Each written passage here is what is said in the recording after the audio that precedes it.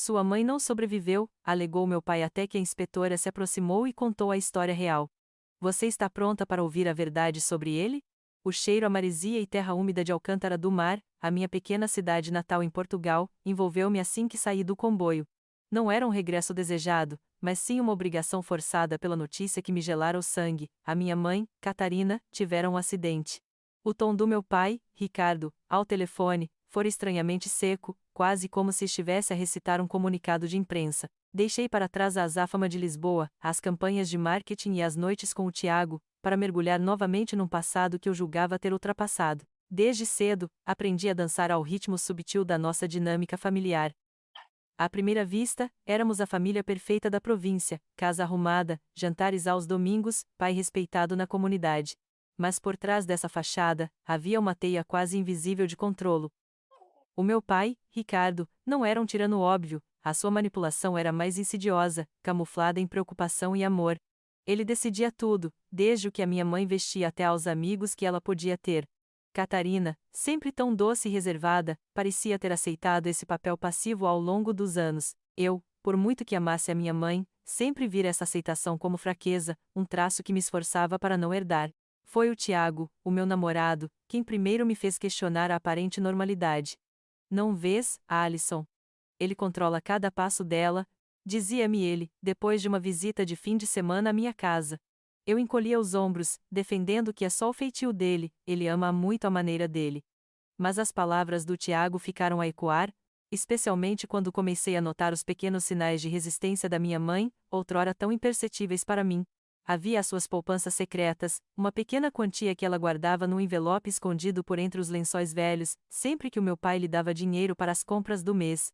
Havia o cartão de crédito próprio, cuidadosamente escondido na carteira que o meu pai nunca mexeria, pois não era coisa de homem.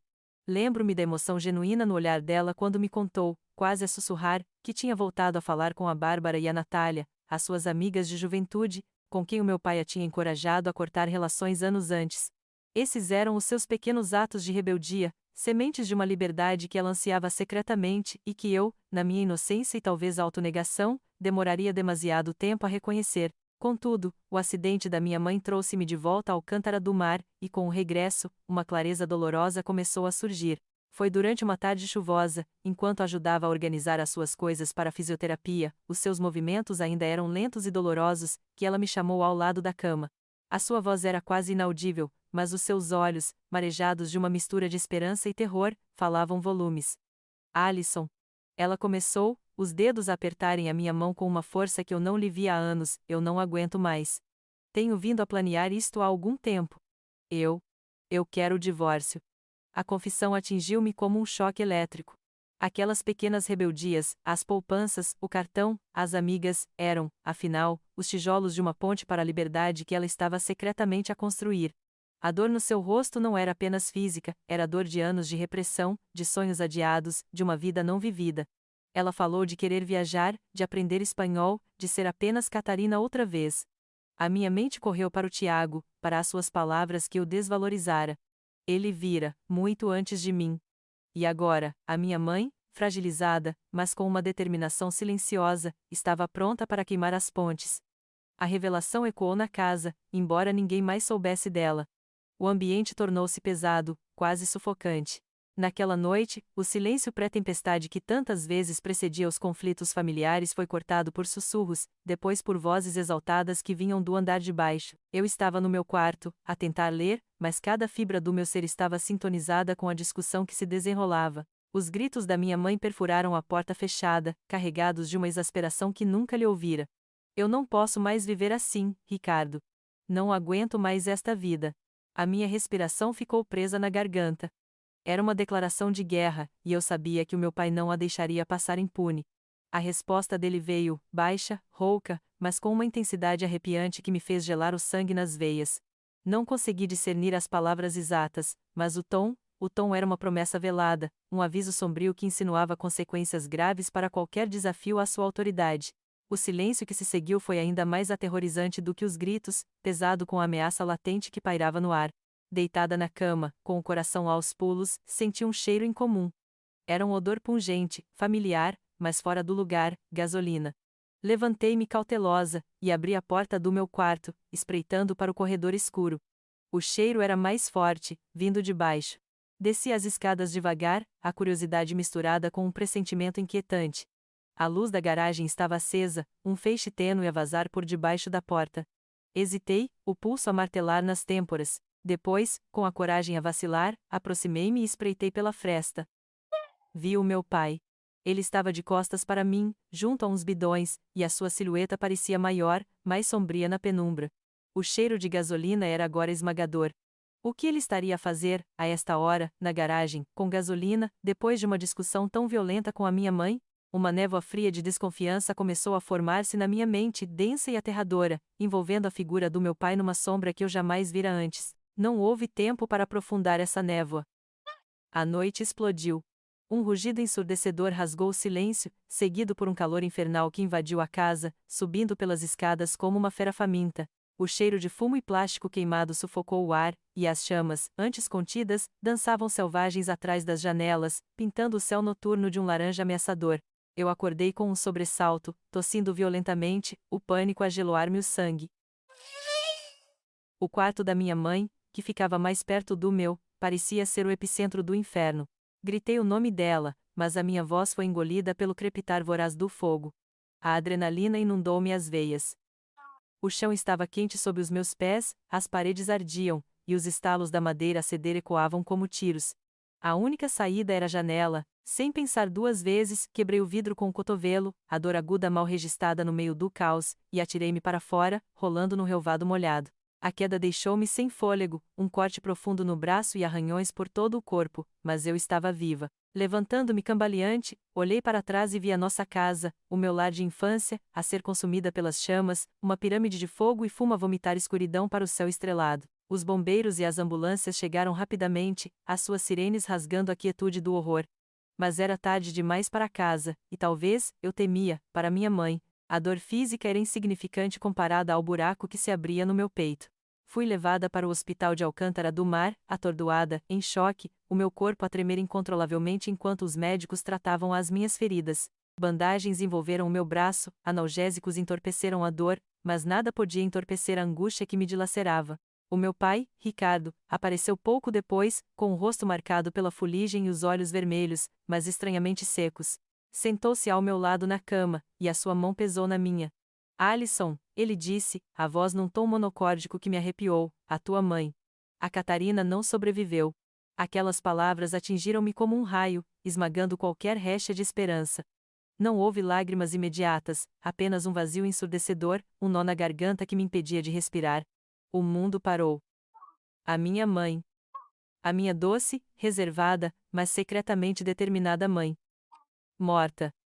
A culpa, fria e mordaz, apertou-me o coração. Eu devia tê-la ouvido antes, devia ter agido, devia ter percebido os sinais que o Tiago tentara me mostrar.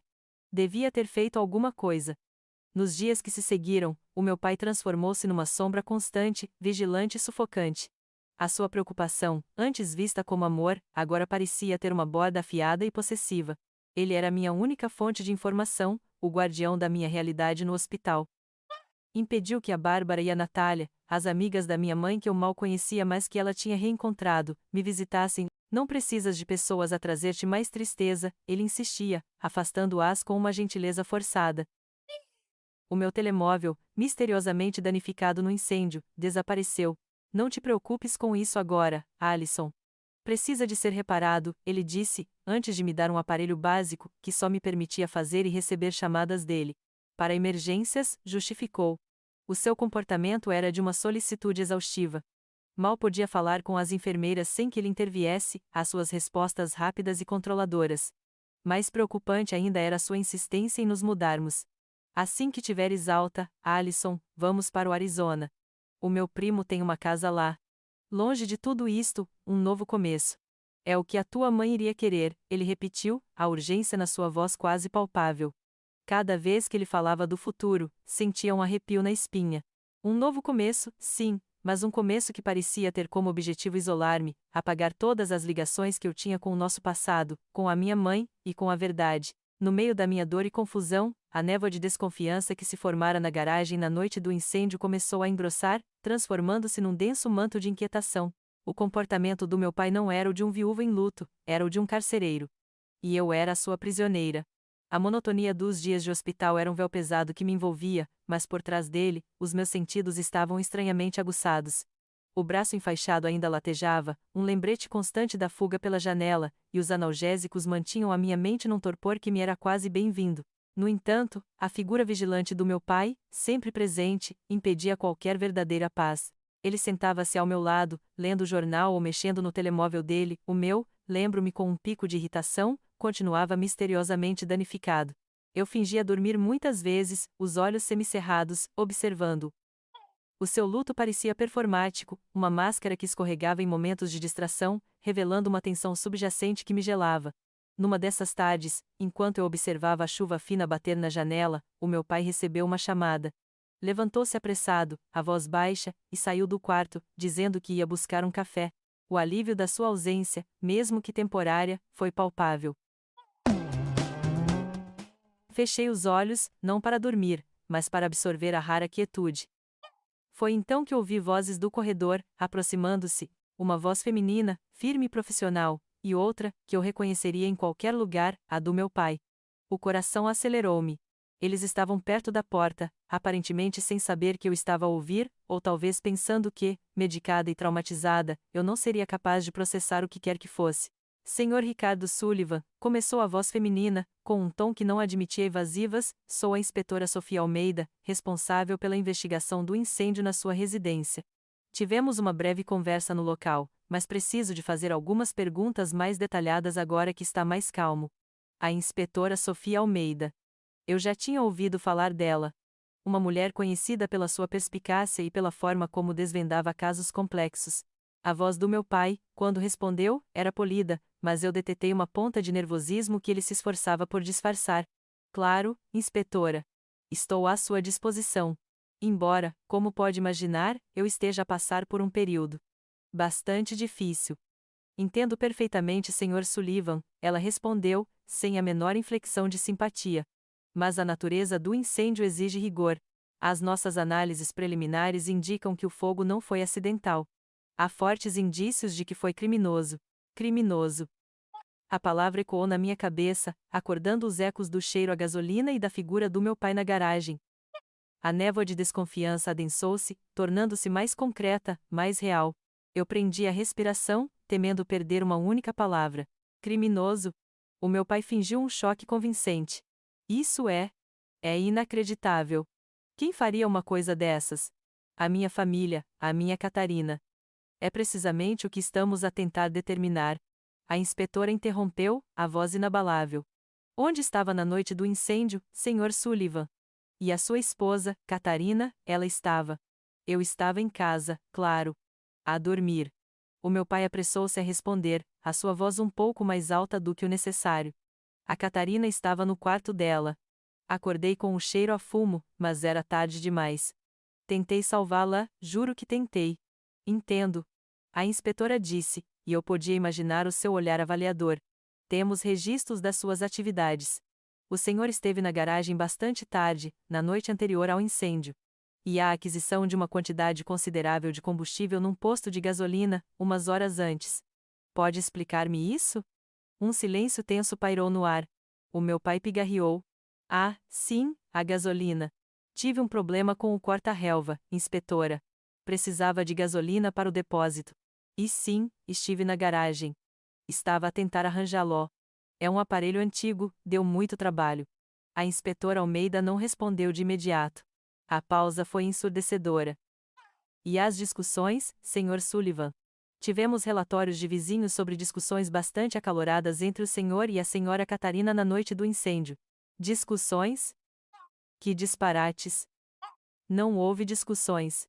Casais têm desentendimentos, inspetora, é natural. Mas nada sério. A Catarina e eu éramos felizes.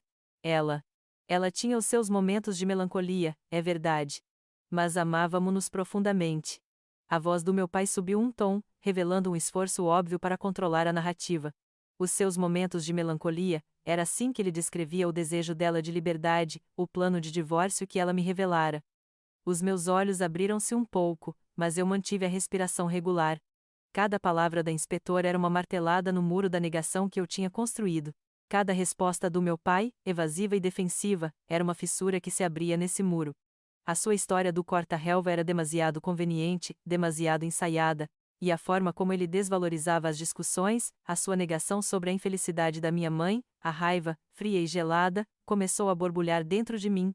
Não era apenas a inspetora questioná-lo, era minha própria intuição, o meu próprio conhecimento da minha mãe, que gritava que algo estava profundamente errado. O meu pai não era um viúvo em luto.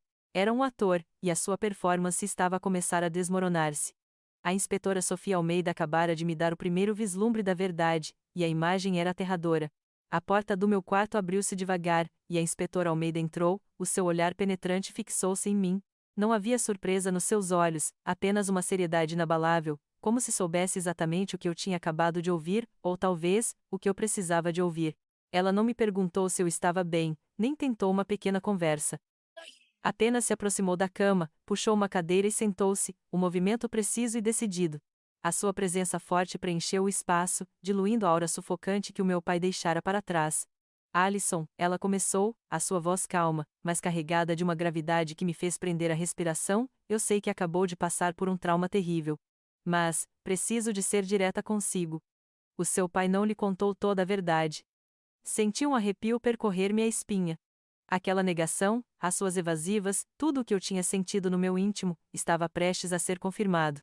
Eu não conseguia falar, apenas acenei levemente com a cabeça, incentivando-a a continuar.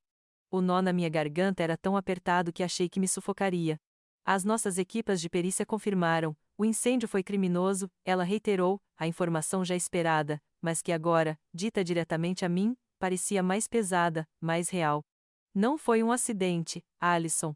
Alguém o provocou deliberadamente. Um silêncio tenso pairou no ar, cortado apenas pelo bip monótono de uma máquina no corredor.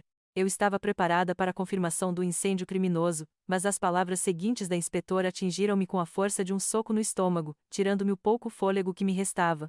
E há algo mais. Muito importante. Não encontramos o corpo da sua mãe, Catarina, nos escombros. O quê?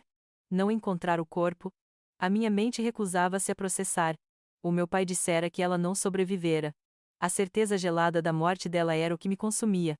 Mas e se? E se não? Uma esperança tênue e aterrorizante começou a brilhar no meio do vazio. Seria possível? Poderia ela estar viva? O choque foi tão grande que senti as lágrimas, até então presas, a brotar dos meus olhos, quentes e abundantes. Não eram lágrimas de tristeza pela sua morte, mas de uma confusão avassaladora, uma mistura de alívio incerto e terror puro. O meu pai tinha mentido. Ele tinha mentido sobre a sua morte. A inspetora permitiu-me um momento para respirar, para absorver a informação. O seu olhar permaneceu fixo em mim, observador, mas sem julgamento. A nossa investigação revelou uma série de factos perturbadores, ela continuou, a voz a soar distante através da névoa do meu choque. Começando pela aquisição de uma quantidade significativa de gasolina pelo seu pai, Ricardo Sullivan, umas horas antes do incêndio. Ele alegou ser para um corta-relva, mas os nossos peritos encontraram vestígios de acelerante por toda a casa, e não há sinais de que o corta-relva tenha sido utilizado recentemente. Aquela imagem dele na garagem, o cheiro pungente da gasolina. Não era uma premonição, era a verdade a piscar-me nos olhos, e eu, na minha ingenuidade, não a tinha sabido ler. Mais ainda, a inspetora prosseguiu, e cada nova frase era um prego no caixão da imagem que eu tinha do meu pai. Descobrimos que o seu pai aumentou significativamente o seguro de vida da sua mãe, Catarina, há pouco mais de um mês. Uma apólice de valor bastante avultado. A traição. A magnitude da sua crueldade era de cortar a respiração. Não era apenas um homem a controlar a sua família, era um predador, calculista e sem escrúpulos. E há mais um detalhe, Alison, a inspetora disse, a sua voz agora mais suave, como se soubesse a dor que as próximas palavras me causariam. A sua mãe, Catarina, contactou um centro de apoio a vítimas de violência doméstica algumas semanas antes do incêndio. Ela procurava ajuda, informações sobre como sair de uma relação abusiva. A culpa atingiu-me com uma força avassaladora. Ela tinha pedido ajuda. Ela tinha me confessado o seu desejo de divórcio, de liberdade. E eu, eu estava ali, no hospital, a lamentar a sua morte falsa, enquanto ela, a minha mãe, lutava para sobreviver, para se libertar do homem que jurava amá-la. As palavras do Tiago ecoaram na minha mente novamente: ele controla cada passo dela. Ele tinha visto. A minha mãe tinha tentado mostrar-me. E eu não tinha percebido. A minha cegueira tinha sido quase tão cúmplice quanto a crueldade do meu pai.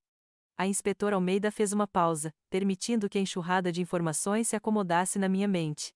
A minha cabeça latejava, o coração batia descompassado no peito.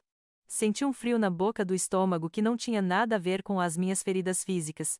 Por fim, a inspetora concluiu, tirando um tablet da sua pasta e deslizando-o na minha direção. A tela mostrava uma imagem grainy de uma câmara de segurança noturna. Era o carro do meu pai, estacionado numa estrada rural isolada, não muito longe de casa, poucas horas depois do incêndio.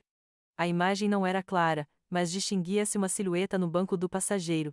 As imagens de câmaras de segurança rodoviárias, algumas de propriedades privadas, permitiram-nos seguir o percurso do seu carro na noite do incêndio.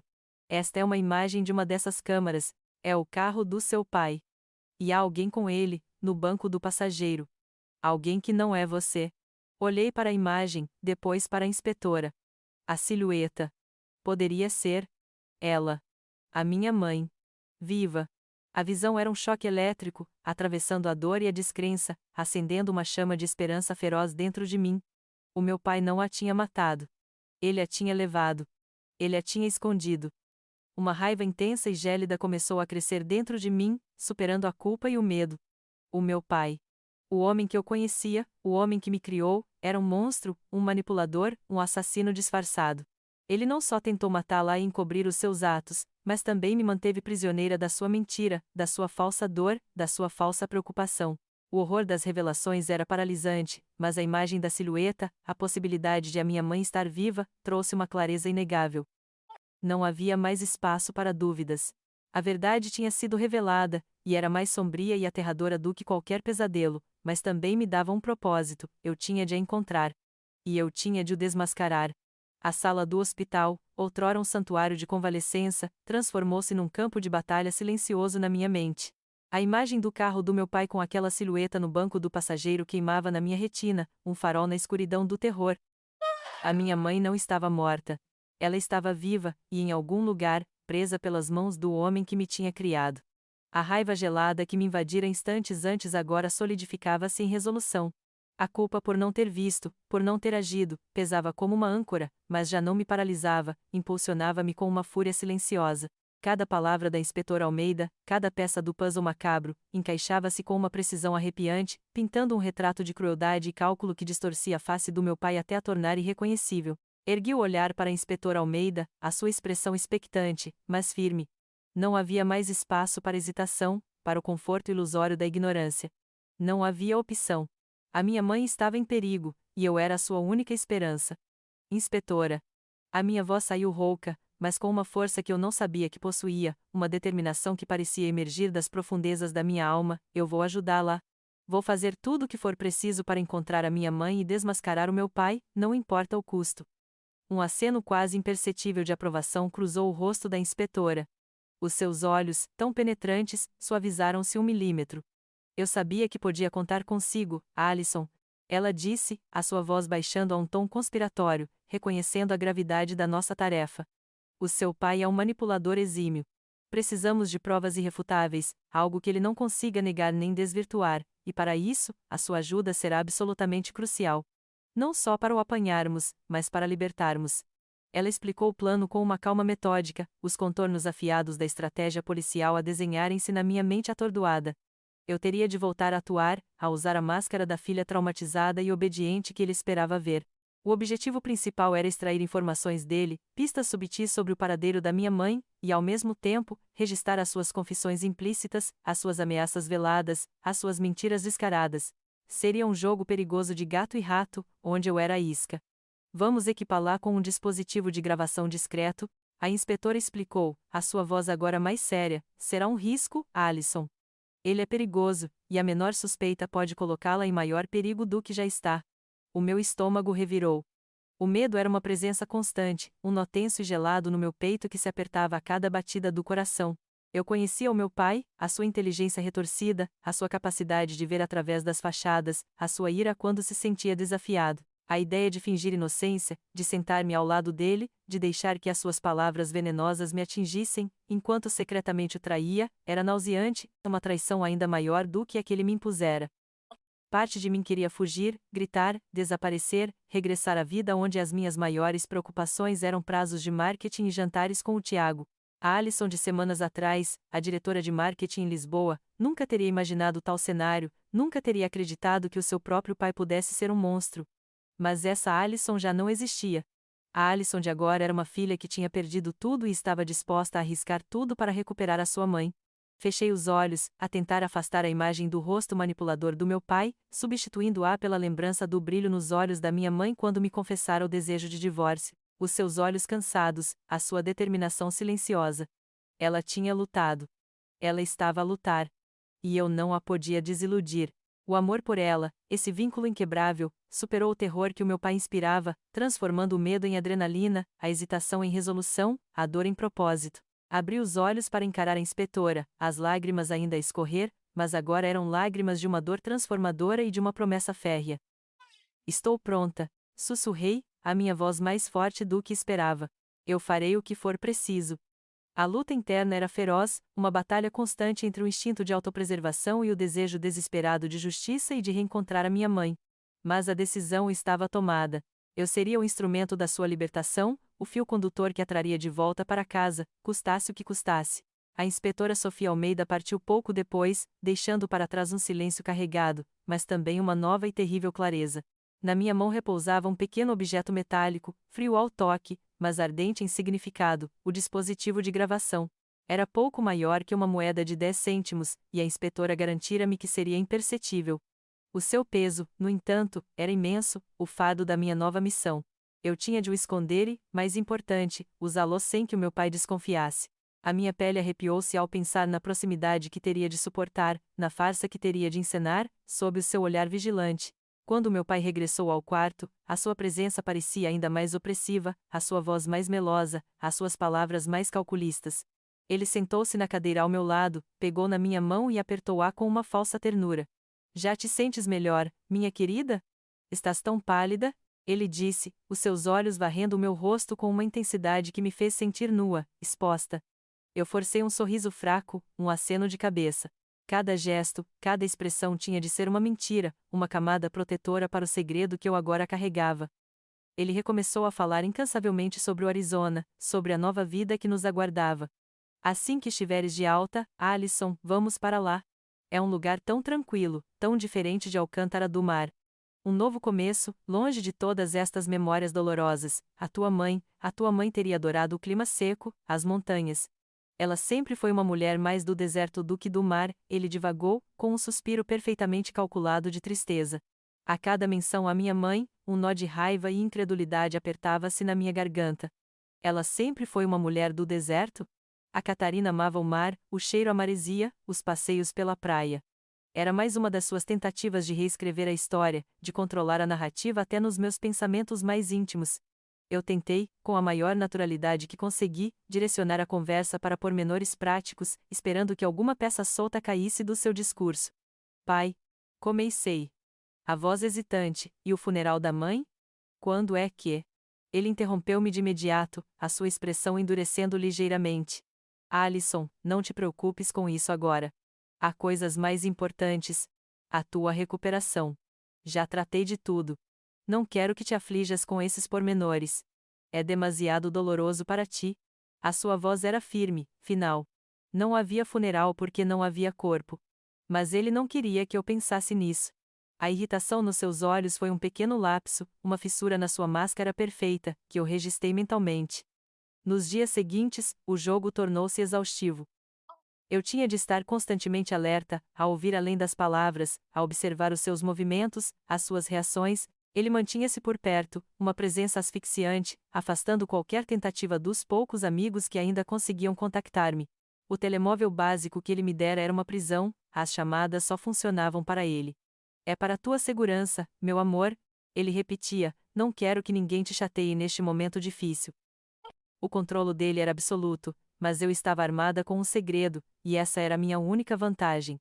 Numa manhã, enquanto ele falava ao telemóvel, afastado, mas ainda dentro do meu campo auditivo, eu fingi ler uma revista antiga. Ele estava a discutir algo em voz baixa, e a sua frustração era palpável. Sim, está tudo encaminhado, ele murmurou. Mas não quero que falte nada na nossa nova propriedade. Precisa de ser um lugar seguro, sabes? Longe de olhares indiscretos. A cabana. Sim, a cabana é perfeita. O meu coração deu um pulo. A cabana. Tão breve, tão inocente, mas a palavra ressoou como um sino de alarme na minha mente. Seria ali? Seria ali que a minha mãe estava? O meu corpo ficou rígido, mas eu forcei-me a relaxar, a virar a página da revista com um desinteresse estudado. Mais tarde, enquanto a enfermeira verificava os meus sinais vitais, o meu pai falava sobre a burocracia do seguro. É complicado, sabe? Ele disse à enfermeira, com um sorriso afetado, tantos papéis, tantos detalhes. Ele garantiu que a apólice estava atualizada, sabe, antes do infeliz acidente. A palavra atualizada soou-me como um tiro. A inspetora Almeida dissera, aumentou significativamente o seguro de vida. Ele não se referira a isso como atualização no passado. Estava a tentar desvalorizar a dimensão da sua ação? A minha mente, agora um registrador implacável, adicionava esta discrepância à crescente lista. Cada interação era uma corda esticada, a cada frase proferida, a cada silêncio prolongado. O meu pai estava a tentar solidificar a sua versão da verdade, a enterrar a Catarina para sempre. Mas eu, a sua prisioneira disfarçada, estava a desenterrar as pistas, os fragmentos da sua monstruosidade, um por um. Ele falava de luto, mas eu via ganância nos seus olhos. Ele falava de futuro, mas eu sentia a ameaça nas suas palavras. O jogo mental era perigoso, exaustivo, mas a cada pequena falha na sua narrativa, a cada lapso de controlo, a esperança de encontrar a minha mãe acendia-se um pouco mais, e a minha determinação endurecia-se como aço. Eu não seria a filha obediente que ele esperava. Eu seria a sua ruína. A chama gélida da minha determinação ardia forte, e nas raras e preciosas oportunidades que tinha, aproveitava cada segundo para comunicar com a inspetora Almeida. O meu pai insistia em vigiar cada um dos meus movimentos, mas encontrei formas. Durante a hora do banho, ou quando ele se afastava para fazer as suas chamadas importantes, eu usava o telemóvel básico que ele me dera, programado secretamente para ligar apenas para um número de emergência da inspetora. Sussurrava as minhas descobertas, os seus lapsos, as suas meias-verdades, os seus padrões. A cada noite, ao gravar as suas divagações sobre o futuro no Arizona, sobre a venda da casa, sobre a necessidade de recomeçar do zero, sentia o peso do pequeno dispositivo contra a minha pele, e a culpa, que antes me esmagava, transformava-se em um combustível silencioso. A inspetora Almeida, por sua vez, era uma presença tranquilizadora, mesmo à distância. As suas poucas palavras eram carregadas de um profissionalismo que me dava força. Ela confirmou que a sua equipa estava a trabalhar incansavelmente. As informações que eu lhe passava, os fragmentos de conversas que eu conseguia gravar, as pistas que conseguia extrair do meu pai, eram peças cruciais no quebra-cabeças. A sua coragem estava a ler ouro, Alison, ela disse-me numa dessas chamadas apressadas, a voz grave mas firme. As gravações estão a ajudar-nos a corroborar os seus movimentos, as suas intenções. Estamos a construir um caso irrefutável. Aquelas palavras eram o meu bálsamo, a validação de que o meu sacrifício não era em vão. Sabia que eles estavam a investigar os contactos do meu pai, a seguir o rastro da sua atividade financeira, a procurar a cabana que ele mencionara. Senti a rede apertar-se, embora ainda invisível para os seus olhos. O meu pai, Ricardo, começou a sentir a pressão, embora eu não soubesse explicar como. O seu comportamento tornava-se cada vez mais errático, a sua fachada de viúva em luto começava a desmoronar-se com maior frequência. Ele passava horas ao telefone no corredor, a voz baixa e irritada, usando eufemismos sobre problemas de negócios ou assuntos burocráticos. A sua paciência comigo diminuiu. Qualquer pergunta minha, por mais inocente que fosse, era recebida com um olhar penetrante, quase desconfiado. Não te preocupes com isso, Alison. Ele diria. A voz cortante. Tudo a seu tempo. Ele insistia ainda mais na necessidade de sairmos o mais rapidamente possível do hospital, do país. A urgência nos seus olhos era quase um desespero. Precisamos de estar longe daqui. Longe destas memórias. Longe de tudo. Ele tentava mascarar a pressa com a minha recuperação, mas eu via o pânico na sua postura, na forma como seus dedos batiam incessantemente na mesa. Um dia, a inspetora Almeida fez-me uma pergunta específica durante uma chamada: Alison, o seu pai tem falado em alguém que o esteja a ajudar com os arranjos da cabana? Ou qualquer referência a terceiros envolvidos? Pensei nas suas chamadas secretas, nos seus murmúrios sobre tudo encaminhado. A inspetora não se contentava apenas com as minhas gravações, ela estava a construir um panorama completo, a desenhar o círculo ao redor do meu pai. O peso do aparelho na minha mão pareceu tornar-se ainda mais pesado, não de medo, mas de uma sensação de urgência crescente. O meu pai começou a sair do quarto com mais frequência, sob o pretexto de resolver as últimas coisas, mas eu desconfiava que estava a fazer visitas de reconhecimento, a assegurar-se de que o seu plano permanecia intacto. Numa dessas ausências, enquanto ele se demorava mais do que o habitual, a inspetora ligou-me novamente. Alison, a sua mãe está em perigo iminente. Precisamos de um avanço rápido. Ele está a sentir-se observado. Os seus passos tornaram-se mais apressados, mais calculistas. Fique atenta a qualquer mudança nos planos dele. Qualquer indicação de que ele esteja prestes a agir. Senti um arrepio. A rede estava a apertar-se. O meu pai, o monstro disfarçado, estava a ser encurralado, e eu estava no centro dessa teia. A tensão no ar do hospital era quase palpável, uma eletricidade perigosa que me mantinha em alerta máximo.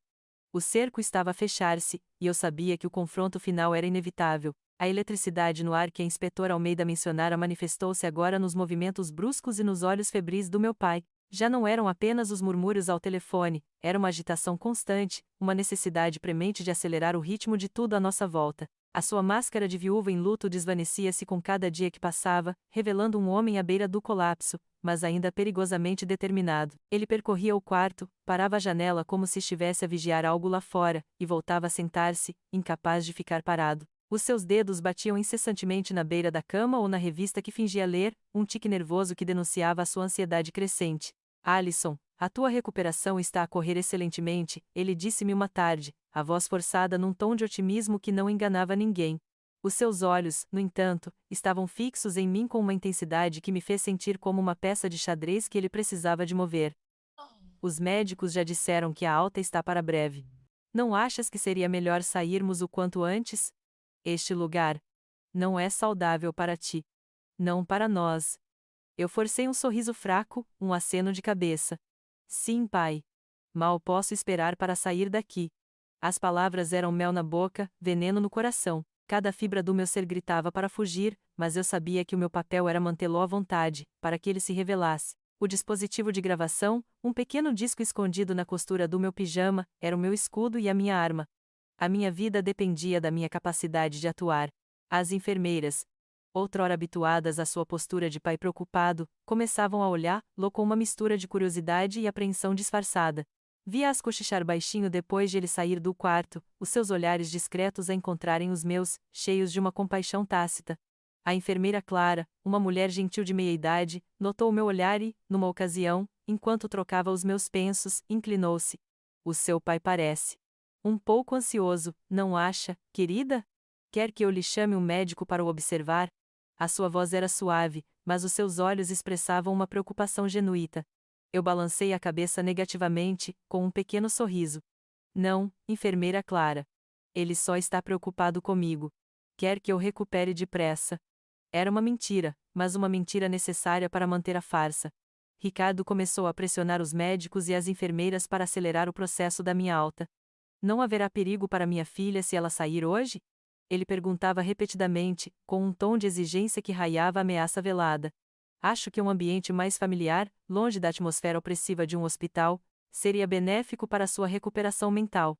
Os médicos hesitavam, citando protocolos e a minha necessidade de mais fisioterapia para o braço, mas ele não desistia. A cada resposta evasiva, a sua irritação aumentava, manifestando-se em apertos nos punhos e uma tensão visível nos ombros. Temos de ir para o Arizona, ele martelava, a cada oportunidade, como se repetir a frase pudesse torná-la realidade mais depressa. O meu primo já está a organizar tudo. É uma casa isolada, Alison. Perfeita para nos curarmos. Ninguém nos incomodará lá. A palavra isolada soava como uma sentença de prisão. Eu sabia que a sua pressa em me tirar dali não era por preocupação com a minha saúde, mas para me isolar ainda mais, para me controlar completamente, para apagar qualquer possibilidade de a verdade emergir. O risco que eu corria era palpável. Cada vez que o meu pai se aproximava, o meu coração acelerava, e um frio gelado percorria minha espinha. Eu era a sua única ligação à mentira, o último pilar da sua fachada.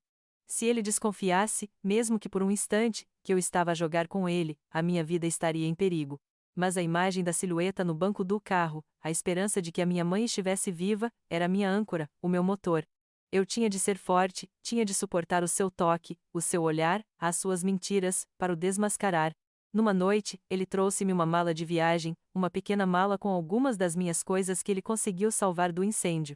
Colocou-a ao lado da cama, os seus olhos a faiscar com uma urgência quase febril. Prepare-te, Alison. Amanhã, vamos sair daqui. Custe o que custar. Já falei com o médico de serviço. Acho que conseguirei convencê-lo. Não podemos esperar mais. A sua voz era rouca, a sua determinação assustadora. Eu senti o meu sangue gelar. Amanhã. O cerco estava a fechar-se, mas o meu pai também estava a acelerar o seu próprio fim. Eu tinha de avisar a inspetora. Tinha de haver uma forma. A forma surgiu, fugaz e perigosa, num instante de distração do meu pai.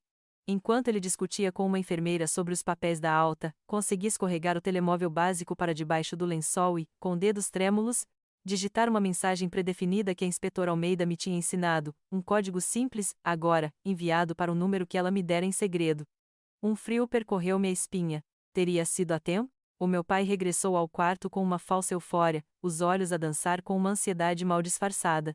Está tudo pronto, Alison. Já assinei os papéis. Vamos. Ele apanhou a mala que trouxera na noite anterior e atirou-me as minhas muletas.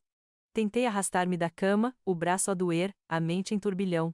A urgência na sua voz era um martelo, e o seu aperto no meu cotovelo era uma promessa silenciosa de que não haveria hesitação. Saímos do quarto. O corredor parecia estranhamente vazio. O meu coração batia na garganta. Será que ela recebeu a mensagem? Ou seria isto o fim? Enquanto nos aproximávamos da saída principal, uma enfermeira que passava lançou-me um olhar preocupado. Foi um segundo, mas pareceu uma eternidade. Antes que pudéssemos alcançar as portas de vidro, uma voz firme e inconfundível ecoou por trás de nós. Senhor Ricardo Sullivan, não se mova. Olhei para trás, e ali estava ela, a inspetora Sofia Almeida, ladeada por 2 agentes fardados. A sua presença era uma rocha no meio do meu pânico. O rosto do meu pai contorceu-se numa máscara de incredulidade e fúria. Ele hesitou por um segundo, os olhos selvagens, e depois, num movimento surpreendente, agarrou-me com mais força e puxou-me para si, usando-me como escudo. Fiquem longe! Ele gritou, a voz distorcida pelo desespero, e empurrou as portas, arrastando-me para o exterior. As sirenes começaram a uivar no estacionamento, rasgando o silêncio da manhã. Carros da polícia, antes discretamente estacionados, agora bloqueavam as saídas. O meu pai, com uma força que eu não sabia que possuía, empurrou-me para o nosso carro, um sedã preto que parecia demasiado normal para o horror que representava. O motor roncou, e ele arrancou com um guincho de pneus, ignorando os agentes que se aproximavam a correr. Eu estava presa no banco do passageiro, o dispositivo de gravação ainda escondido, aterrorizada e, ao mesmo tempo, estranhamente aliviada por a farsa ter terminado. A perseguição começou. As ruas de Alcântara do Mar, outrora tão familiares, transformaram-se num borrão de velocidade e sirenes. O meu pai conduzia de forma imprudente, cortando esquinas, ignorando semáforos, os olhos fixos na estrada, a mandíbula cerrada. Ele murmurava para si mesmo, palavras indistintas de raiva e frustração. Não vão apanhar-me. Ninguém vai estragar isto. Olhei para trás, e os carros da polícia, liderados pela inspetora Almeida, seguiam-nos de perto, as luzes azuis e vermelhas a piscar num ritmo hipnótico. Eu sentia cada guincho dos pneus, cada curva apertada, o meu corpo atirado de um lado para o outro. O meu coração batia tão forte que pensei que me escaparia do peito. Ele estava a tentar chegar a algum lugar, a cabana. Ele estava a tentar chegar à cabana. De repente, o carro guinou, entrando numa estrada de terra batida que eu conhecia. A estrada que levava às colinas isoladas, onde o meu pai tinha um pequeno terreno com uma cabana antiga. Aquele lugar isolado que ele mencionara. Onde a minha mãe estava. Um sobressalto de esperança e terror atravessou-me. Ele estava a ir para ela. Mas a polícia também sabia. A inspetora Almeida tinha-o encurralado. O carro saltava e sacudia sobre as pedras soltas, levantando uma nuvem de pó.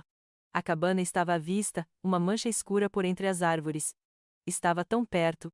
Senti o meu pai soltar um grunhido de triunfo, mas foi um triunfo breve.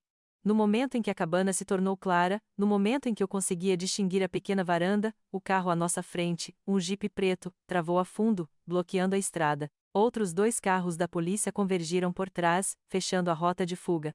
O meu pai pisou o travão com força, e fomos atirados para a frente. O motor morreu. Carros da polícia em todas as direções. Agentes, armas em punho, cercavam o nosso veículo. Mãos ao alto, Ricardo Sullivan. A voz da inspetora Almeida, amplificada por um megafone, era um comando inegável. Ele olhou para mim, os olhos cheios de uma mistura de traição, ódio e desespero animal. A sua mão moveu-se para a porta. Não. Ele rugiu. Mas foi tarde demais. As portas abriram-se violentamente. Agentes puxaram-no para fora do carro, imobilizando-o no chão. Ele resistiu, grunhindo, lutando, mas era inútil. Foi capturado. Eu fui retirada do carro por outro agente, as suas mãos gentis, mas firmes. Olhei para a cabana, tão perto, e para o meu pai, finalmente derrotado. A cabana. Onde estaria a minha mãe? Ainda tremia com a adrenalina da perseguição e a imagem do meu pai a ser imobilizado gravada na retina, mas o meu olhar estava fixo na pequena cabana de madeira, tão perto e tão ameaçadora. Onde estaria ela? Um agente ajudou-me a sair do carro, as suas mãos firmes, e apontou para uma ambulância que se aproximava, mas eu não conseguia tirar os olhos daquela estrutura solitária. Os outros agentes, liderados pela inspetora Almeida, já se moviam com uma precisão cirúrgica em direção à porta da cabana. A inspetora lançou-me um breve, mas significativo olhar de garantia antes de se juntar aos seus homens. Um comando brusco e a porta da cabana foi forçada. O som ecoou na quietude do bosque, fazendo-me encolher.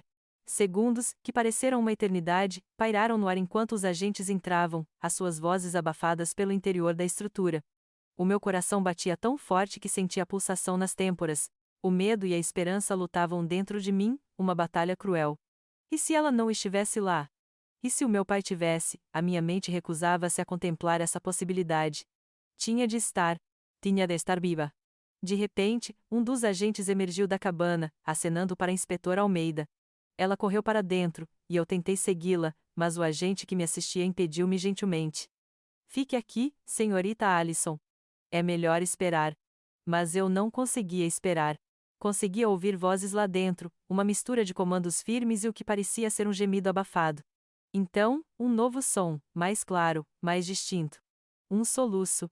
Eram soluços familiares. Minutos depois, que pareceram horas intermináveis, a inspetora Almeida reapareceu, ladeada por 2 agentes que ajudavam uma figura frágil e cambaleante. Era a minha mãe. Catarina. O seu cabelo estava emaranhado, o rosto pálido e marcado pela fuligem e por hematomas. Tinha um corte no lábio e um dos braços pendia de forma estranha. Os seus olhos, outrora cheios de vida, estavam agora regalados de terror e confusão, mas ainda assim, reconheci-os. Estava viva. Realmente viva. Mãe. A minha voz saiu como um sussurro estrangulado, e eu tentei correr para ela, mas o agente ainda me segurava. As suas pernas vacilaram e ela quase caiu, mas os agentes a seguraram. Os seus olhos, cansados e cheios de lágrimas, encontraram os meus. Não havia um sorriso, apenas um reconhecimento doloroso, uma gratidão silenciosa. O reencontro que imaginei ser uma explosão de abraços e alívio foi, na verdade, um momento de choque, de observação silenciosa, da crueza da realidade. Fomos levadas para ambulâncias separadas. Os paramédicos examinaram-na com a maior delicadeza, enquanto eu observava de longe, o coração a doer com a visão do seu sofrimento. Não consegui falar muito com ela ali, os paramédicos insistiram em estabilizá-la e eu própria ainda estava frágil. Ela olhava para mim com uma mistura de amor e uma dor tão profunda que me cortava a respiração. Foi no hospital de Alcântara do Mar, horas mais tarde, depois de me terem novamente examinado e de terem tratado as minhas feridas, que finalmente pude estar com ela. O cenário era o mesmo, mas a atmosfera, infinitamente diferente. As enfermeiras olhavam-me com compaixão e um respeito palpável. Entrar no quarto dela foi como entrar num templo de milagres e cicatrizes. Ela estava deitada na cama, limpa, com o cabelo penteado, mas com várias ligaduras a cobrir os cortes e hematomas. Um dos seus braços estava imobilizado, e o seu olhar ainda era distante, embora mais calmo. Allison, minha querida. A sua voz era rouca, fraca, mas era a voz dela, a melodia que eu pensara ter perdido para sempre. Aproximei-me, os meus passos hesitantes, e ajoelhei-me ao lado da cama, segurando a sua mão livre. Estava fria, mas viva. As lágrimas que não consegui derramar antes, agora corriam livremente pelo meu rosto, quentes e libertadoras. Eram lágrimas de dor pelo que ela passara, mas também de uma alegria indescritível por tê-la de volta. Mãe! Oh, mãe! Eu murmurei, incapaz de dizer mais nada, apenas a beijar a sua mão. Ela apertou-a com a pouca força que tinha, e um leve sorriso surgiu nos seus lábios inchados, um sorriso agridoce, marcado pela provação, mas ainda assim, um sorriso. Os seus olhos encontraram os meus, e neles, li todo o horror que ela vivera, a solidão, o medo.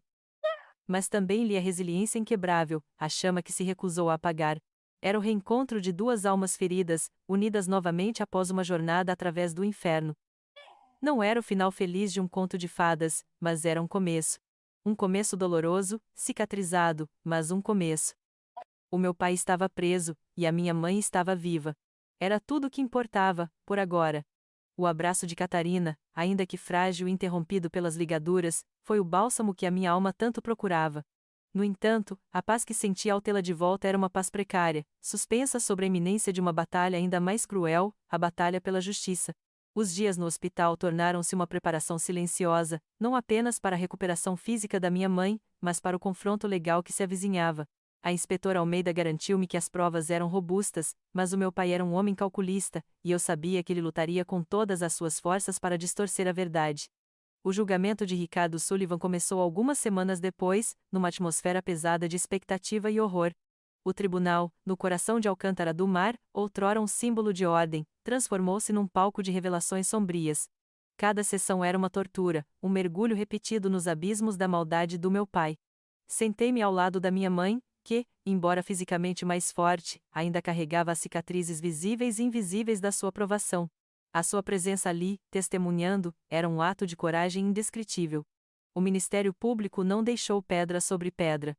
A inspetora Sofia Almeida foi a primeira a testemunhar, a sua voz calma e factual, mas as suas palavras demoliam sistematicamente a fachada do meu pai. Ela apresentou as imagens de câmaras de segurança da noite do incêndio, mostrando Ricardo abastecer bidões de gasolina. As minhas gravações secretas, as conversas manipuladoras do meu pai no hospital, as suas mentiras descaradas sobre a morte da minha mãe, foram reproduzidas na sala, ecoando como uma confissão silenciosa da sua culpa. Cada palavra minha, cada hesitação dele, amplificada para todos ouvirem, era um punhal cravado no coração da sua mentira. Os peritos forenses atestaram a natureza criminosa do incêndio, os vestígios de acelerante encontrados por toda a casa. O meu pai ouvia tudo com um semblante de indignação ultrajada, balançando a cabeça em negação, mas os seus olhos traíam a sua fúria contida. A defesa tentou desacreditar-me, alegando que eu estava traumatizada e sugestionável, que as minhas gravações eram manipulação, mas a inspetora Almeida demoliu cada argumento com provas irrefutáveis e a sua própria reputação de integridade. O ponto de viragem emocional chegou quando foi apresentada a prova do aumento do seguro de vida da minha mãe, uma apólice de valor avultado, ativada pouco antes do incêndio. Foi um momento de silêncio sepulcral no tribunal, quando a ganância do meu pai ficou exposta em toda a sua crueza. E depois, o testemunho do Centro de Apoio a Vítimas de Violência Doméstica, que confirmou os contactos da minha mãe, o seu desespero, o seu pedido de ajuda para fugir do seu abusador. Naquele momento, todas as máscaras caíram. Ricardo Sullivan não era apenas um incendiário ou um sequestrador, era um predador doméstico, um monstro que controlava, abusava e, por fim, tentou eliminar a sua própria família por dinheiro. A minha mãe testemunhou, a sua voz fraca no início, mas ganhando força à medida que falava da sua vida de reclusão, dos anos de controlo, do medo. Ela descreveu a discussão na noite do incêndio, a ameaça velada do meu pai, o momento em que ele agrediu e a drogou antes de a levar para a cabana, acreditando que a casa arderia com ela lá dentro. A sala do tribunal estava em choque. As palavras dela pintaram um quadro de terror e resiliência que comoveu todos os presentes. O meu pai manteve a sua negação, mas até os seus advogados pareciam constrangidos pela torrente de evidências. Após um julgamento exaustivo, o veredicto veio, tão unânime quanto as provas esmagadoras. Ricardo Sullivan foi considerado culpado de todas as acusações. A condenação foi proferida pelo juiz com uma gravidade que fez tremer as paredes do tribunal: 80 anos de prisão. 8 décadas pelos seus crimes hediondos, tentativa de homicídio, incêndio criminoso, sequestro, agressão e fraude de seguro. O meu pai, o homem que um dia foi a minha figura de autoridade, o meu protetor, foi arrastado para fora da sala. os seus olhos ainda lançando um último olhar de ódio e desafio para minha mãe e para mim. Mas o seu poder tinha se desvanecido. Ele estava condenado, não apenas pela lei, mas pela verdade que ele tanto tentou enterrar. O som do martelo do juiz ecoou como um trovão, selando o destino do meu pai. Olhei para minha mãe, que segurava a minha mão com força.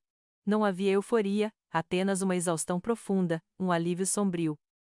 Era o fim de um capítulo de terror, o fechar de uma porta para um passado de pesadelo. A justiça fora feita, pelo menos no que diz respeito à lei. Mas a verdadeira cura, a reconstrução das nossas vidas, apenas começava. A primeira coisa que a minha mãe e eu decidimos, quase em uníssono, depois daquele veredito final, foi que Alcântara do Mar já não podia ser o nosso lar. Cada rua, cada rosto, cada recanto daquela cidade estava impregnado das sombras do passado, das mentiras do meu pai, do terror que ali se desenrolara. Precisávamos de um exílio voluntário, de um lugar onde pudéssemos ser apenas Alison e Catarina, sem o peso da história que nos tinha quase destruído. Escolhemos uma cidade costeira mais a sul, grande o suficiente para nos perdermos no anonimato, mas com o cheiro a maresia que a minha mãe sempre amou. Foi uma decisão silenciosa, mas carregada de uma urgência palpável. A mudança foi um turbilhão de emoções. A casa antiga, carbonizada em parte, parecia um túmulo para o passado. Vendemos o que restava, despojando-nos de memórias tangíveis que só nos causariam dor.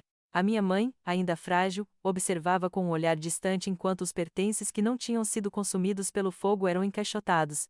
Eu sentia uma estranha mistura de alívio e melancolia. Era o adeus a uma parte de quem éramos, uma libertação que se assemelhava a um luto. A nova casa era pequena, cheia de luz, com uma varanda que dava para o mar. Não havia armários secretos para esconder poupanças, nem o eco de discussões violentas. Havia apenas o som das gaivotas e o murmúrio constante das ondas, um convite à paz. Mas a paz não chegou de imediato. A cura não foi um processo linear, nem rápido. Foi um labirinto de dias bons e maus, de pesadelos noturnos e de silêncios pesados. A minha mãe, a Catarina, era a representação viva da resiliência. Embora o seu braço demorasse a recuperar totalmente e as cicatrizes físicas fossem evidentes, eram as cicatrizes invisíveis que mais a atormentavam. As suas noites eram perturbadas por visões da cabana, do meu pai, do medo. Eu também as tinha, os gritos, o cheiro a fumo, a imagem do carro do meu pai a fugir. Juntas, iniciamos um caminho de terapia, um espaço seguro para desvendar os nós da dor e da raiva. Falamos de tudo, das suas pequenas rebeldias secretas, da minha cegueira perante os sinais óbvios, do controle insidioso que permeava a nossa vida. Aos poucos, o nosso vínculo, antes silenciado pelas circunstâncias e pela figura opressora do meu pai, começou a florescer novamente. Era como se estivéssemos a redescobrir-nos, a aprender a confiar uma na outra de uma forma nova e mais profunda. Passávamos horas na varanda, em conversas banais sobre o tempo ou sobre um livro, ou em silêncios confortáveis que diziam mais do que 1000 palavras. Eu ajudava-a com a fisioterapia, e ela ouvia pacientemente os meus próprios desabafos sobre a traição, sobre a difícil aceitação de que o meu pai era um monstro. Lentamente, vi um brilho regressar aos olhos da minha mãe. O mesmo brilho que eu vira quando ela me confessara o desejo de divórcio, de liberdade. Uma tarde, enquanto tomávamos chá, ela apontou para um livro de espanhol que encontrara numa livraria. Lembra-te, Alison? Eu queria aprender espanhol, queria viajar para a Espanha. Ela disse, a voz cheia de uma doçura que há muito não ouvia. Não era mais um sussurro de um sonho secreto, era a afirmação de um desejo que finalmente podia ser concretizado. Começamos a ver aulas online, e as suas gargalhadas genuínas quando tentava pronunciar palavras difíceis eram música para os meus ouvidos. Não era apenas aprender uma língua, era uma redescoberta de si mesma, uma reconstrução da Catarina que o meu pai tentara apagar. Juntas, começamos a folhear guias de viagem, a planear rotas. Granada, Sevilha, Barcelona. O seu entusiasmo era contagiante, e eu sabia que aquele era o verdadeiro começo, a libertação que ela merecia. Ver a minha mãe, finalmente livre, a sonhar abertamente com o futuro que ela própria construía, era a minha maior recompensa, o verdadeiro significado de um novo começo para ambas. No entanto, a libertação da minha mãe era apenas uma parte da equação. Aquele período de escuridão profunda, de controle insidioso e de traição brutal, tinha me deixado uma marca indelével. Mas também me abriu os olhos. Abriu-os para a sombra oculta que se arrasta por trás de muitas portas fechadas, em muitas casas perfeitas. Comecei a perceber que a nossa história não era única, que havia incontáveis Catarinas e Alisons, presas em teias de abusos que a sociedade muitas vezes escolhe ignorar. A raiva que sentia pelo meu pai, antes consumidora, transformou-se em uma energia direcionada, um propósito ardente de fazer a diferença. Já não conseguia voltar à minha vida anterior, às campanhas de marketing em Lisboa. A minha perspectiva tinha mudado para sempre. Discuti a ideia com a minha mãe, inicialmente com alguma hesitação, temendo reabrir velhas feridas. Mas ela, com a sua nova força, acolheu-a com uma seriedade comovente. Eu não quero que mais ninguém passe pelo que eu passei, Alison. Ela disse, os olhos cheios de uma tristeza que ainda persistia, mas também de uma nova determinação. Juntas, começamos a idealizar um projeto. Nasceu assim a Vozes da Liberdade, uma fundação dedicada a apoiar vítimas de violência doméstica. Não era apenas um trabalho, era nossa maneira de transformar a dor em poder, de dar voz aos que foram silenciados.